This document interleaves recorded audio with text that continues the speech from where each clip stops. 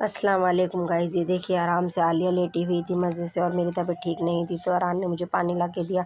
पर मुझे मशीन भी लगानी थी, कपड़े भी धोने थे, और अरहान नहा धो के तैयार हो गया। आलिया ने भी फटाफट से सारे घर की सफाई कर दी थी, और मैंने देखा तो काली घटा आने लगी और मुझे टेंशन होने लगी कि मैंने मशीन लगाई, कपड़े कैसे सूखेंगे।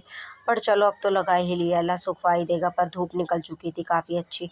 फिर अरहान नीचे गया तो आलिया ने फटाफट से फ़ायदा उठाया, भाई से अपने चीज़ मंगाई कि मुझे चीज़ ला के दो। उसने उसको फटाफट से चीज़ ला के दी, और चीज़ लाने के बाद वो आराम से चीज़ खाने लगी। और ये देखिए आज इसे पता नहीं कैसे मस्ती सूझ रही थी, और जैसे ही बहुत देर से मस्ती कर रही थी, जैसे वीडियो बनाने लगी तो नखरे में आ गई, अपना एटीट्यूड दिखाने लगी और हट गई वहाँ से। पता नहीं कपड़े क्या सूंघ रही थी, फिर ये चली गई। फिर देखिए एक बज चुका था और बजने वाला ही था, पर मैं क्या करूँ, मेरे कपड़े नहीं धुले थे। लाइट ने बहुत ज़्यादा परेशान कर दिया था, बीच बीच में जा रही थी आ रही थी। मैंने बिग बॉस देखा, फिर आलिया ने कहा अम्मी आज मैं पास्ता बनाऊँगी।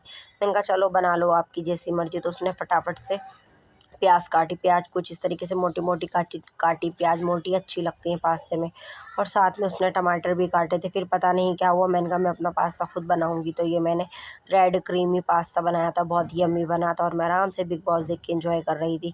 फिर बच्चों का भी पास्ता बन के तैयार हो चुका था, तो अरहान ने फटाफट से अपने लिए ले लिया और वो खाने बैठ गया। फिर आलिया भी ये सारा काम निपटा के किचन का आ गई, और उसने भी अपना पास्ता एंजॉय करा मज़े से। शाम को कहने लगी अम्मी मैं एक प्रैंक करूँगी भाई के साथ। कहने लगी देखो भाई, मैंने इसके अंदर डाला है ना, तो इसमें से धुआं निकल रहा है। जैसे अरहान आया, हाथ रखने लगा धुएं के लिए, एकदम उसका हाथ लगाने लगी। पर ये इसका प्रैंक फेल हो चुका है, अरहान समझ चुका था। और जैसे ही अरहान ने दोबारा हाथ मारा, इसका ही हाथ सन गया। बड़ा फ़नी मोमेंट था ये, इसका ही हाथ सन चुका था बेचारी का। और ये भाई के साथ फ़नी वो कर रही थी प्रैंक, और इसके साथ ही प्रैंक हो चुका है गाइस, कभी कभी हो जाता है।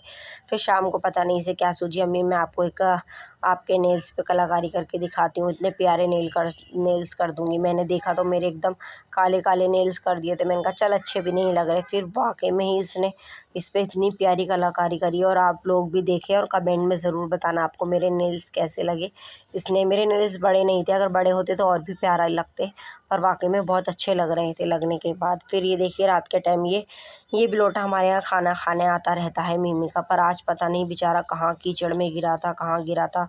बेचारा खाना खाना आया, मैंने भगाया नहीं, मैंने कहा खा लेगा, भूखा होगा, पता नहीं कब से नहीं खाया। और रात के डिनर में बनाई थी तोरी, और तोरी के छिलके के शामी कबाब, जो कि बच्चों को बहुत ही टेस्टी लगे।